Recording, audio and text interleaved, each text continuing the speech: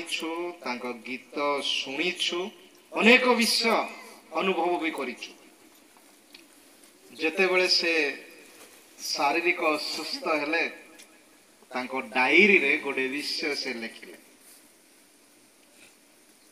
जगत रे एमिति गाड़ी मोठारे अछि जोटा कि बहुत लग्जरियस गाड़ी बहुत दामिका गाड़ी किंतु वर्तमान मते व्हील चेयर रे बसिबा को पड़ुछि जगत रे मो पाई माने मो एते संपत्ति अछि किंतु मते वर्तमान एक साधारण खाद्य खाइबा को डॉक्टर माने कहउछन जगत रे मो पाई सोइबा पाई एक बहुत बड़ बड़ पलंक गदी बहुत जिंस अछि किंतु मते डॉक्टर माने कहउछंती मते साधारण पट्टी रे सोइबा ता माने मु बुझी पारुछि जगतर धन संपत्ति जगतर गाड़ी जगतर कौनसी विषय किछि मूल्य ना निश्चित भाव रे जते बेले जने व्यक्ति आमने आज जगत रे अनेक विषय पाइबा पाई बहुत चेष्टा करूछु केते जन उपासना करिबा निमंते आग्रही अटु केते जन आत्मा और सत्य रे उपासना करूछु एडी देखुछु जने समीरणीय स्त्री जे कि परमेश्वर को जानिनी जार जीवन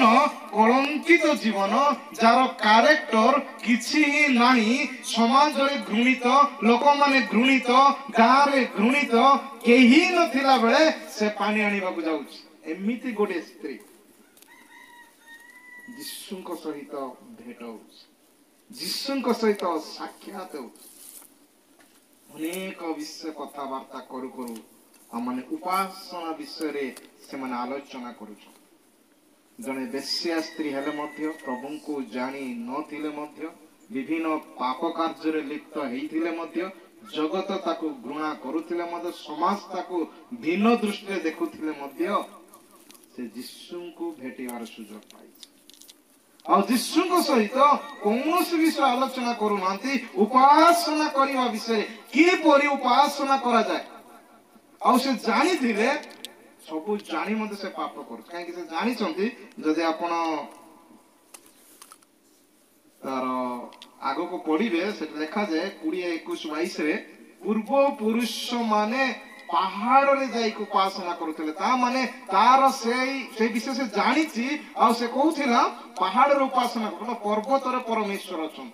जेतु अब्राहम को परमेश्वर पर्वत ऊपर देखा देइथिले एई समस्त विषय नै ए विषय से विश्वास करिस किंतु यीशु तांकर विश्वास को दूर करी एक नुआ विषय तांको देउछ आ कहउछंती ईश्वर हेउछंती आत्मा जो माने उपासना करंती आत्मा ओ सत्य रे उपासना करिवा आवश्यक आत्मा ओ सत्य रे प्रिय माने आज आम्मान को जीवन रे आम्मान को उपासना की परि हेबा आवश्यक आज आमने ईश्वर को की परि उपासना करिवा उचित आमने अनेक समय उपासना करी अनेक समय उपासना करू प्रार्थना करू परमेश्वर आम्मान को उपासना ग्रहण करी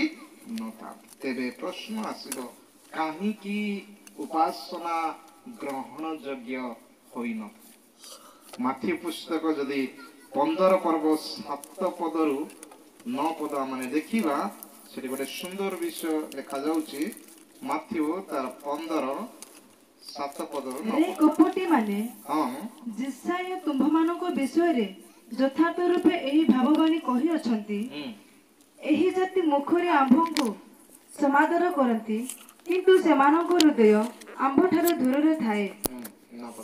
से माने मनुष्य मानक विधि गुडी को धर्मर उपदेश वाणी बोली शिक्षा देई वृथारे आंभर आराधना करंती वृथा उपासना वृथा आराधना केबे भी ग्रहण योग्य ही न थाए एडी कहउछंती लेखा गला रे कपटी माने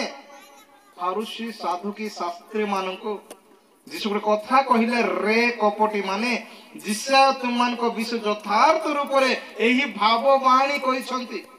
এই প্রফেসি ତୁମମାନଙ୍କୁ ଦେଇଛନ୍ତି ଯେ ଏହି ଜାତି ମୁଖରେ ଆମ୍ଭେ ଆମକୁ ସମାଦର କରନ୍ତି ଲୋକଙ୍କ ଆଗରେ ବହୁତ ଭଲ କଥା କହନ୍ତି ସମାଦର କରନ୍ତି ଆଦର କରନ୍ତି ସମ୍ମାନ କରନ୍ତି ସବୁ କିଛି କରନ୍ତି କିନ୍ତୁ ତା ତଳକୁ ଲେଖାଗଲା କିନ୍ତୁ ସେମାନଙ୍କ ହୃଦୟ ଆମଠାରୁ ବହୁତ ଦୂରରେ ଥାଏ ଏହି ପ୍ରକାର ଯେତେବେଳେ ଉପାସନା କରୁ ଗ୍ରହଣ ଯୋଗ୍ୟ ହେଇନଥାଏ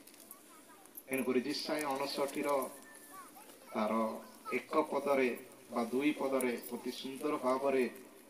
ଯିଶାୟ ଲେଖୁଛନ୍ତି କଣ ଆମେ ତୁମର ପ୍ରାର୍ଥନା ଶୁଣିବା ନାହିଁ କାହିଁକି ଶୁଣନ୍ତୁ ଦେଖ ସଦାପ୍ରଭୁଙ୍କର ହସ୍ତ ଛୋଟ ହୋଇଯାଇ ନାହିଁ ଯେ ତାହା ପରିତ୍ରାଣ କରି ନ ପାରେ କିମ୍ବା ତାହାଙ୍କର କର୍ଣ୍ଣ ଭାରି ହୋଇ ନାହିଁ ଯେ ତାହା ଶୁଣି ନ ପାରେ ମାତ୍ର ତୁମ୍ଭମାନଙ୍କର ଅପରାଧ ସବୁ ତୁମ୍ଭମାନଙ୍କ ପରମେଶ୍ୱରଙ୍କ ମଧ୍ୟରେ ବିଚ୍ଛେଦ ଘଟାଇଅଛି ତୁମ୍ଭମାନଙ୍କ ଅପରାଧ ତୁମ ସହିତ ପରମେଶ୍ୱରଙ୍କ ମଧ୍ୟରେ ଏକ ପ୍ରାଚୀର ହେଇ ଠିଆ ହେଇଛି ପାପ ଏକ ପ୍ରାଚୀର ସ୍ୱରୂପ ଠିଆ ହେଇଛି ଏଣୁ ଆମର ଉପାସନା ଆମ ଆରାଧନା ପରମେଶ୍ୱରଙ୍କ ନିକଟକୁ ଯାଇପାରୁନାହିଁ ଆମ ଉପାସନା ଆରାଧନା ବୃଥା ଆରାଧନା ହଉଛି ଏଣୁକରି ପ୍ରଭୁଙ୍କ ନିକଟକୁ ତାହା ପହଞ୍ଚି ପାରୁନାହିଁ ଯେହେତୁ ମନୁଷ୍ୟ ମାନଙ୍କର ବିଧି ଗୁଡିକ ଧର୍ମର ଉପଦେଶ ବୋଲି ଶିକ୍ଷା ଦେଉଥିଲେ ବିଧି ବିଧାନ ଉପରେ ପରମେଶ୍ୱର ପ୍ରାଧାନ୍ୟ ଦିଅନ୍ତି ନାହିଁ ପରମେଶ୍ୱର ପ୍ରାଧାନ୍ୟ ଦିଅନ୍ତି ଆତ୍ମିକ ଉପାସନା ମାନେ କିପରି ଭାବରେ କରିବେ ଆଉ ଗୋଟେ ଉପାସନା ଦେଖିବା ଅଜ୍ଞ ଉପାସନା କେହି ଜାଣି ନ ଜାଣି ଉପାସନା କରୁଥିଲେ ଗୋଟିଏ ଅଞ୍ଚଳରେ ପ୍ରେରିତ ପୁସ୍ତକ 17 ପର୍ବ 22 ପଦ 23 ପଦ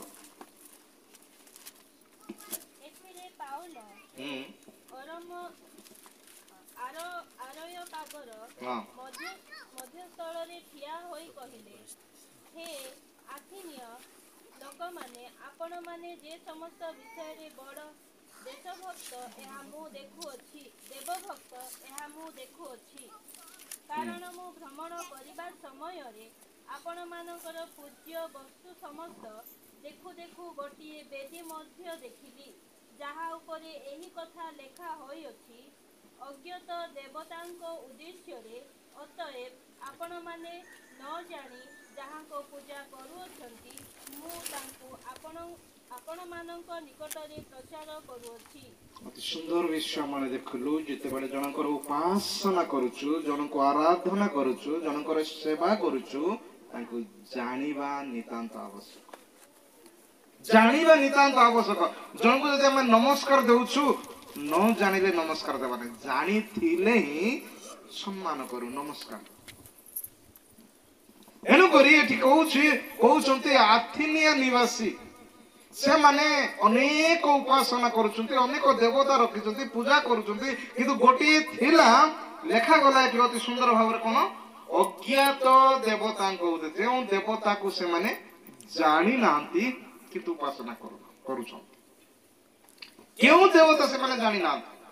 କିନ୍ତୁ ଅଜ୍ଞାତ ଦେବତା ବୋଲି ଗୋଟେ ଲେଖା ହେଇକି ଅଛି ପାଉଲ ଯାଉଛନ୍ତି ମନ୍ଦିରକୁ ଦେଖୁଛନ୍ତି ସବୁ ବିଷୟ ଦେଖିଲେ ଏଇଟା ଏମିତି ଦେବତା ସେ ଦେବତା ଏ ଦେବତା ଏ ଦେବତା କିନ୍ତୁ ଆ ପାଖକୁ ଯେତେବେଳେ ଆସୁଛି ଏ ଅଜ୍ଞାତ ଦେବତା ନ ଜାଣିବା ଦେବତା କିଏ ଆଉ ଏ ନ ଜାଣିବା ଦେବତାକୁ ସେମାନେ କିପରି ଉପାସନା କରୁଛନ୍ତି ପ୍ରିୟମାନେ କହିବାର ଉଦ୍ଦେଶ୍ୟ ଯେଟା ମାନେ ଉପାସନା କରୁ ପରମେଶ୍ୱରଙ୍କୁ ଜାଣିବା ଦରକାର ପରମେଶ୍ୱରଙ୍କ ବିଷୟରେ ଜାଣିବା କଥା କହୁନାହିଁ ପରମେଶ୍ୱରଙ୍କ ବିଷୟରେ ପୃଥିବୀର ସମସ୍ତେ ଜାଣନ୍ତି ଜଣେ ହିନ୍ଦୁ ବି ଜାଣେ ଜଣେ ମୁସଲିମ ବି ଜାଣେ ଯେ ପ୍ରଭୁ ଆସିଲେ ଜନ୍ମ ହେଲେ ଆଉ ସେ କୃଷ ଉପରେ ମରିଛନ୍ତି ସେ ଜଣେ ମହାପୁରୁଷ ଏମିତି ସେମିତି ବୋଲି ସମସ୍ତେ ଜାଣନ୍ତି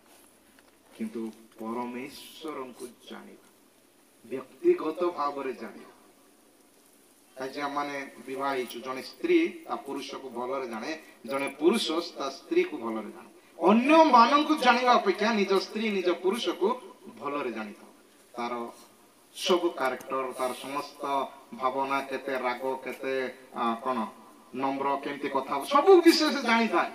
ଶିଶୁଙ୍କୁ ମଧ୍ୟ ଆମମାନେ ସମ୍ପୂର୍ଣ୍ଣ ଭାବରେ ତାକୁ ଗ୍ରହଣ କରିବା ଆବଶ୍ୟକ ଆଉ ତଦ୍ରୂପ ତାଙ୍କୁ ଏକ ସମ୍ପର୍କ ନିବିଡ଼ ସମ୍ପର୍କ ସହିତ ଜାଣିବା ନିତାନ୍ତ ଆବଶ୍ୟକ। ତେଣୁ ସେହିପରି ଭାବରେ ଜାଣି ତାଙ୍କରି ଉପାସନା କରିବା ଆବଶ୍ୟକ। ତାହେଲେ ପରମେଶ୍ୱର ଆମମାନଙ୍କର ଉପାସନା ଗ୍ରହଣ କରିବେ। ତାପରେ ତୃତୀୟ ବିଷୟ ହେଉଛି ଆମମାନଙ୍କର ଇଚ୍ଛା ଅନୁସାରେ ଉପାସନା ବେଳେ ବେଳେ କରୁ। କଲୋସି 2:20 ତୁମ୍ଭେମାନେ ଯଦି କୃଷ୍ଣଙ୍କ ସହିତ ଜଗତର ପ୍ରାଥମିକ ଶିକ୍ଷା ପ୍ରତି ମୃତ ହୋଇଅଛ, 20:21 ତେବେ ମନୁଷ୍ୟର ବିଧି ଓ ଶିକ୍ଷା ଅନୁସାରେ ଧୟ ନାହିଁ, ଖାଅ ନାହିଁ ବା ଛୁଅ ନାହିଁ, ସାଂସାରିକ ଲୋକ ପରି ଏହି ପ୍ରକାର ବିଧିବିଧାନର କାହିଁକି ବଶୀଭୂତ କାହିଁକି ହେଉଛ? ବଶୀଭୂତ ହଉଛୁ ନିଜ ଇଚ୍ଛା।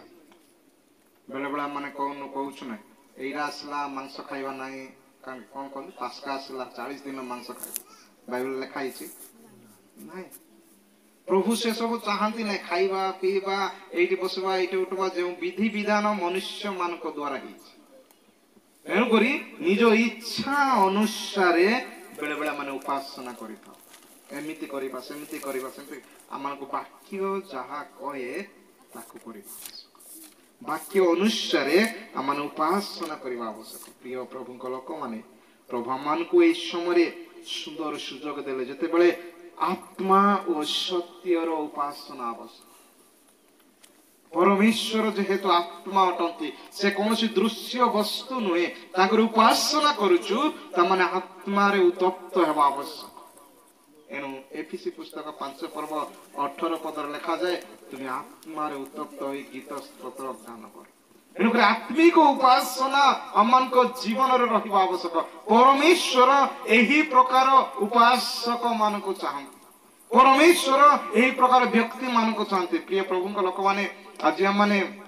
ଅନେକ ଦାସ ମାନେ ଅଛୁ, ପ୍ରଭୁଙ୍କ ସେବା କରୁଛୁ, ଚାଳକ ଭାବରେ, ପାଳକ ଭାବରେ, ଡିକନ ଭାବରେ ବିଭିନ୍ନ ପଦପଦବୀ ପ୍ରଭୁ ମାନଙ୍କୁ ଦେଇଛନ୍ତି। ତେବେ ସେହି ଅନୁସାରେ କେତେ ଦୂର ଏକ ଆତ୍ମିକ ଉପାସନା ନିଜ ମଣ୍ଡଳୀରେ ଗଢି ପାରୁଛୁ ନା? କାର୍ଯ୍ୟ ତ ଦିଆଯାଇଛି, ମୋର ଡ୍ୟୁଟି ଯାଇକି ଡ୍ୟୁଟି ଲିଭେଇ ଦେବି, ସେମିତି କରି ଆସୁଛୁ। ସ୍କୁଲରେ ଟିଚର ମାନେ ଅଛନ୍ତି, ପାଠ ପଢାନ୍ତି। ଗୋଟେ ସ୍କୁଲରେ ଟିଚର ଯାଉଥିବ, ପାଠ ପଢାଉଥିବ, କିନ୍ତୁ ପିଲା ବର୍ଷେ ଧରି ସ୍କୁଲ ଯାଇଥିବ, ଓ ଆ ବି ଜାଣିନଥିବ କେମିତି ପାଠ। ତାମାନେ ସେଥିର ଶିକ୍ଷକ କଣ? ଯାଇକି ଖାଲି ଡ୍ୟୁଟି କରୁଛି। ପ୍ରେଜେଣ୍ଟ ପକେଇଦେଲେ, ତମେ ପଢ ନ ପଢ, ଯାଇକି ଶୋଉଛି କି ଯାହା କରୁଛି, କିନ୍ତୁ ଦେଖିଲା ବେଳେ ସେ ସବୁଦିନ ସ୍କୁଲ ଯାଇଛି, କିନ୍ତୁ କାମ। ଆମେ କଣ ସେମିତି କରୁଛୁ? ଗୋଟେ ମଣ୍ଡଳୀ ଯାଉଛୁ, 10ଟା ବେଳେ ପହଞ୍ଚି ଯାଉଛୁ, ଯାଇକି ଚାଲ ଗିର୍ଜା ବୋଲି କହିଦେଇକି ସରିଲା, ଚାଲ। ଯଦି ଏମିତି ହଉଛି, କେମିତି ଆତ୍ମା ସତ୍ୟର ଉପାସନା କରୁଛୁ? ତେଣୁକରି ଆମ ଜୀବନକୁ ପ୍ରଥମେ ବଦଳେଇବା ଦରକାର। ମଣ୍ଡଳୀ ଜାଣିବା ଆବଶ୍ୟକ, ଆମେ ସେଇ ମଣ୍ଡଳୀ ପାଇଁ କେତେ ଦୂର ବୋଝଗ୍ରସ୍ତ ଅଛୁ। ମଣ୍ଡଳୀର ପ୍ରତ୍ୟେକ ପରିବାର ଗୋଟେ ଚାଳକ ଉପରେ, ଗୋଟେ ପାଳକ ଉପରେ, ପଦବୀ ବ୍ୟକ୍ତି ମହିଷ ମାନଙ୍କ ଉପରେ ନିର୍ଭରଶୀଳ ଅଟନ୍ତି। ସେଇ ନିର୍ଭର ବା ସେଇ ବିଶ୍ୱାସ ଯେଉଁ ବିଷୟ ରହିଛି, ତାହାକୁ ଆମମାନେ ଯେପରି ଛାଡି ନଦେବୁ, ତାର ଯେ ବିଶ୍ୱାସ ସେମାନଙ୍କର ଯେପରି ରହିବ, ଏଥିପାଇଁ ଆମେ ନିଜକୁ ପରମେଶ୍ୱର ଠାରେ ଗଠନ କରିବୁ। ଆମମାନଙ୍କର ଉପାସନା ପ୍ରଭୁଙ୍କ ଗୌରବ ନିମନ୍ତେ ଆତ୍ମା ଓ ସତ୍ୟର ଉପାସନା ଯଦି ହେବ, ତେବେ ନିଶ୍ଚିତ ପ୍ରଭୁ ମାନଙ୍କୁ ଆଶୀର୍ବାଦ କରିବେ, ଆମମାନଙ୍କ ଜୀବନରେ ଅନୁଗ୍ରହ ପ୍ରଦାନ କରିବେ। ତେଣୁ ବିଶେଷ ଭାବରେ ପ୍ରଭୁ ଆଶୀର୍ବାଦ କରନ୍ତୁ, ଯେପରି ଆମମାନେ ଆତ୍ମା ସତ୍ୟରେ ଉପାସନା କରି ପରମେଶ୍ୱରଙ୍କ ଗୌରବ କରିବା।